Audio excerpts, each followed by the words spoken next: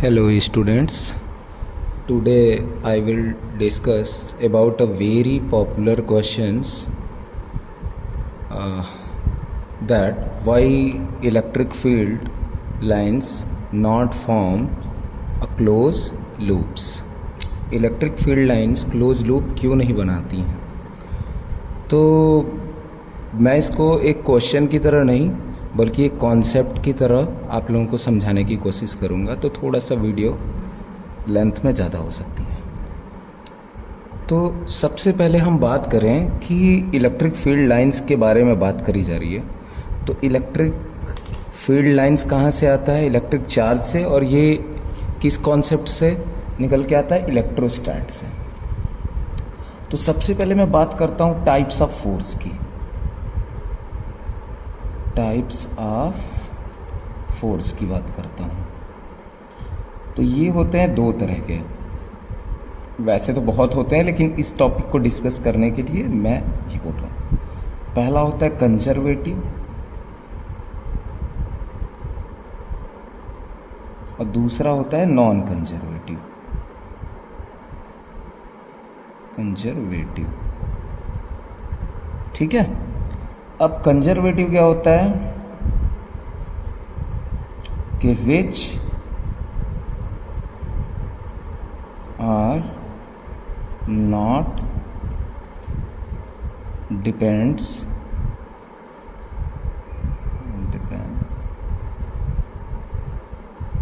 On path, only depend on initial and final position, ठीक है। अभी नॉन कंजर्वेटिव को हम छोड़ देते हैं, ठीक है, उसके एग्जाम्पल की बात कर लेंगे, लेकिन हम इसी को लेके चलते हैं कंजर्वेटिव को, क्योंकि इसी से वो डिस्कशन कंप्लीट होगा कि why electric field lines not forms close loops, ठीक है। तो फॉर एग्जांपल लेते, तो इसके एग्जांपल में क्या क्या आता है? इसके एग्जांपल में आएगा gravitational force, gravitational force. Second आएगा स्प्रिंग फोर्स, ठीक है। और आ जाएगा आपका इलेक्ट्रोस्टैटिक फोर्स, इलेक्ट्रोस्टैटिक फोर्स, ठीक है।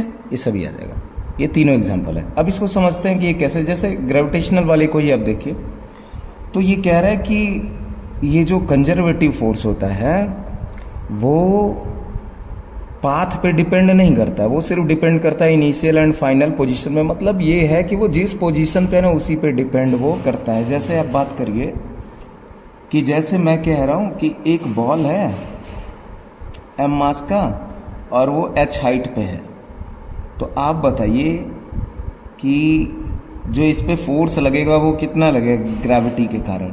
तो फोर्स जो लगेगा F = mg लगेगा, mg फोर्स, ठीक है। और mg फोर्स, तो ऐसा लग रहा है कि ये बॉल पहले नीचे रही होगी और इसको उठा के कोई ऊपर ले गया होगा। तो ऊपर ले गया होगा इस बॉल को उठा के नीचे से ऊपर h हाइट पे, तो कुछ वर्क किया होगा, तो वर्क करके यहाँ ले आया। तो जो वर्क करा वो वर्क क्या हो गई? इसके पोटेंशियल एनर्जी के फॉर्म में क्या हो गई? इसमें स्टोर्ड हो गई। और इसकी वैल्यू कितनी आ गई? mg और h।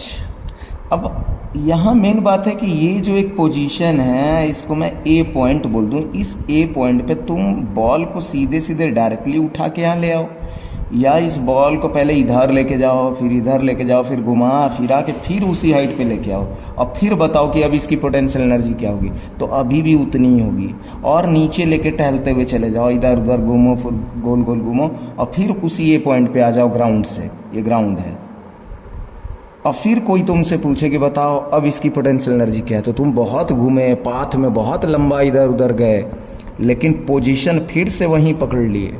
तो इसका मतलब अभी भी उसी पोजीशन पे जब आ गए हो तो सिर्फ पोजीशन ही डिफाइन करेगा कि इसके अंदर कितना पोटेंशियल एनर्जी आएगा, यानी इसने कितना रियलिटी में कितना वर्क डन करा हुआ है। समझ में आया? तो यानी ये पाथ पे डिपेंड नहीं करेगा कि कितना घूम घाम के आए हो, तुम कहाँ हो, बस इस बात पे डिपेंड करेगा। इसी को कहता है वो इनिशियल और फाइनल पोजीशन, यानी पहले कहाँ थे और अभी कहाँ हो। आ गई बात समझ में? तो उस पर डिपेंड करेगा। जबकि उसी की जगह अगर नॉन कंजर्वेटिव की मैं बात करूं, जैसे फ्रिक्शन फोर्स होता है नॉन कंजर्वेटिव, तो फ्रिक्शन में जितना ही ज़्यादा तुम उसको घुमाओगे उतना ही ज़्यादा फ्रिक्शन की वैल्यू आएगा, हीट लॉस होगा, बहुत सारी चीज़ें उसमें होंगी। ठीक है। कंजर्वेटिव में क्या होता है कि कैनेटिक एनर्जी पोटेंशियल में, पोटेंशियल कैनेटिक एनर्जी में कन्वर्ट होता है। जबकि नॉन कंजर्वेटिव में क्या होता है, हीट लॉस वगैरह में भी वो सब चीज़ें जाती रहती हैं। अब आ जाते हैं कि वर्क एनर्जी थ्योरम क्या कहता है। देखो, वर्क एनर्जी थ्योरम जो कहता है, according to work energy theorem,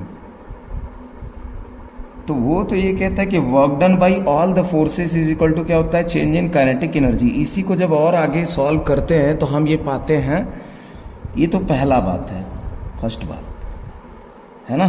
खैर ये इतना बहुत काम का नहीं, अपने काम का क्या है कि इसी के आगे निकल के आता है कि work done by conservative force is equal to होता है negative change of potential energy.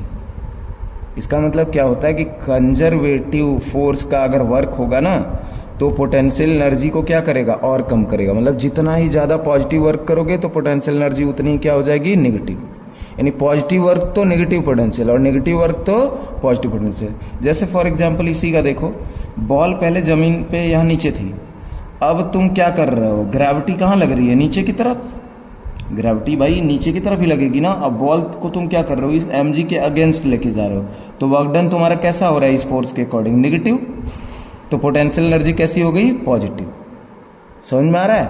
और वहीं उल्टा अगर करते, उल्टा करते कि जमीन में गड्ढा खोद के और उसके नीचे लेके जा रहे हो, तो जिधर mg उधर ही जा रहे हो तुम, जिधर mg उधर ही जा रहे हो, तो पोटेंशियल एनर्जी ग्राउंड के नीचे जाने पे क्या हो जाती है, नेगेटिव की हो जाती है। क्लास 9th में पढ़े होगे कि ये ग्राउंड है, ये ग्राउंड है, अगर इससे h हाइट ऊपर चले गए तो वर्क डन क्या कर रहे हो, mg लग रहा है नीचे और तुम जा रहे हो इस mg के अपोजिट, यानी नेगेटिव वर्क डन कर रहे हो, फोर्स के नेगेटिव कर रहे हो। fd cos थीटा से भी देखोगे तो cos 180 डिग्री हो रहा है, तो माइनस का आ जाता है, तो नेगेटिव वर्क डन कर रहे हो। तो यहाँ पे जो पोटेंशियल एनर्जी स्टोर होगा वो पॉजिटिव का हो जाएगा, mgh हो जाएगा। और वहीं ज़मीन में, ये ग्राउंड में ज़मीन में गड्ढा खोद के इससे यहाँ नीचे की तरफ लेके जा रहे हो, तो अब तुम क्या जा रहे हो, mg के ही डायरेक्शन, मतलब mg नीचे की तरफ लग रहा था और तुम भी उसी डायरेक्शन में h हाइट नीचे जा रहे हो, ज़मीन के गड्ढे के अंदर खोद के यहाँ जा रहे हो, तो तुम mg के डायरेक्शन में जा रहे हो। तो जब तो इसका मतलब mg के डायरेक्शन में जा रहे हो तो पॉजिटिव वर्क कर रहे हो, और पॉजिटिव वर्क कर रहे हो तो पोटेंशियल एनर्जी कैसा स्टोर हो जाएगा, नेगेटिव का, यानी कि माइनस का mgh हो जाएगा। इसीलिए ये वाला बात तो समझ में आ ही गया होगा कि कंजर्वेटिव फोर्स के द्वारा जो वर्क डन होता है वो माइनस ऑफ पोटेंशियल एनर्जी के चेंज के बराबर होता है। यानी वर्क पॉजिटिव करोगे तो पोटेंशियल एनर्जी नेगेटिव में आएगा चेंज, और अगर वर्क क्या करोगे, नेगेटिव का करोगे तो पोटेंशियल एनर्जी का चेंज पॉजिटिव का आएगा। अब तुम ये भी कह सकते हो कि सर आप तो चेंज की बात कर रहे हैं फार्मूले में, बट यहाँ चेंज तो हुआ नहीं। भाई चेंज हुआ, यहाँ पे एक लेट करते हैं, सपोज करते हैं कि सपोज कि ग्राउंड पे पोटेंशियल एनर्जी कितना मान के चल रहे हैं हम लोग, 0, तो 0 से बढ़ के कितना हो गया, mgh, तो डिफरेंस आया ना, फाइनल माइनस इनिशियल, फाइनल क्या हुआ, mgh, और इनिशियल कितना हो गया, 0, तो mgh माइनस 0 बराबर mgh। वैसे यहाँ 0 मान रहे हो, यहाँ mgh, तो इसका भी चेंज वैसे ही आएगा। इतनी कहानी समझ में आ रही है कि कंजर्वेटिव फोर्स के द्वारा work done negative of change in potential energy के बराबर होता है। इसी फॉर्मूले को थोड़ा और देखोगे तो क्या लिख सकते हो, माइनस का u final minus u initial, ये लिख सकते हो कि नहीं लिख सकते। अब बात करते हैं हम कि जब ये कह रहा है कि कंजर्वेटिव फोर्स का वर्क डन किस पे डिपेंड करता है, सिर्फ और सिर्फ उसके इनिशियल और फाइनल पोजीशन पे, कितना लंबा चलते हो, कितना तुम गोल गोल घूम रहे हो, उस पे वो डिपेंड नहीं करता। अभी तुम किस हाइट पे हो, जैसे अभी तुम यहीं हो ना, तुम बहुत घूमे इधर उधर गए लेकिन तुम यहीं ना आ गए, तो यहीं आ गए तो इसकी एनर्जी फिक्स है, और जितनी बार घूम घूम के यहीं आओगे तो हम उतनी ही बताएंगे। जैसे शुरुआत में मानो कि एक बॉल यहीं थी तो उसकी एनर्जी कितनी है यहाँ पे mgh है पोटेंशियल एनर्जी। अब फिर वो कहा कि अब हम जा रहे हैं घूमने और यहाँ वहाँ पता नहीं कहाँ कहाँ घूम के और फिर से वापस वहीं आ गया तो फाइनली भी वहीं पहुँच गया। तो इनिशियल एनर्जी भी mgh थी और फाइनल एनर्जी भी mgh थी, यानी गोल गोल घूम के कहीं भी घूम के तुम वहीं आ गए तो इसको कहते हैं क्लोज पाथ बनाना। तुम यहीं पे थे और इससे फिर पता नहीं कहाँ गए और फिर वहीं आ गए तो उसको कहते हैं क्लोज पाथ बनाना। तो यानी पहले भी एनर्जी mgh थी और बाद में भी एनर्जी mgh ही हो गई, तो दोनों का चेंज कितना होगा, mgh माइनस mgh क्या हो गया, 0।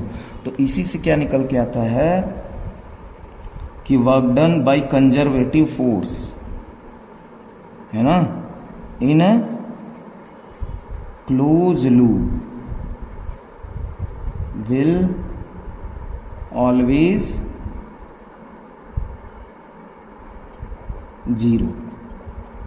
ठीक है, बात समझ में आ रही है। जैसे इसी वाले में एजम्पशन में मैं कह रहा हूं कि चलो एक बार फिर से बोल दे रहा हूं कि ये बॉल थी, ग्राउंड से उठा के कोई यहां लेके आ गया ये पॉइंट पे पहले तो इसकी u इनिशियल कितनी निकल के आई, mgh, क्योंकि क्या था, वर्क डन निगेटिव था भाई, mg कहाँ लग रहा था, नीचे, तो इसके अगेंस्ट जा रहे थे। तो वर्क ही अगर नेगेटिव है तो भाई वर्क को नेगेटिव डालोगे तो ये नेगेटिव क्या हो जाएगा, पोटेंशियल एनर्जी पॉजिटिव हो जाएगा, तो mgh है। फिर क्या किए, घूमे ऐसे इधर बॉल को उठा के ले गए, यहाँ लेके आए और घुमा के फिर यहाँ लेके गए और फिर इसको घुमाते और फिर से इसी पे आ गए। तो इनिशियल तो यही था, अब फाइनल भी कहाँ पहुँच गए, इसी ए पॉइंट पे। तो बताओ फाइनल जो पोटेंशियल एनर्जी आया यू फाइनल वो भी कितना हो गया। तो जब सेम ही जगह पे आए हो तो उस जगह की एनर्जी फिक्स है, चाहे तुम कितना भी घूम के आओ, कितनी भी मेहनत इधर सब काम वाम करके आओ, उसका कोई फायदा नहीं है। पोजीशन सेम है तो एनर्जी फिर से सेम हो गई, तो यू फाइनल फिर से कितना आ गया, तो ये आ गया mgh।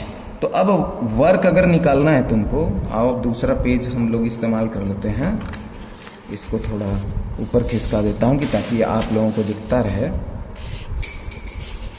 ठीक है, आप लोगों को दिखता रहे इस तरीके से।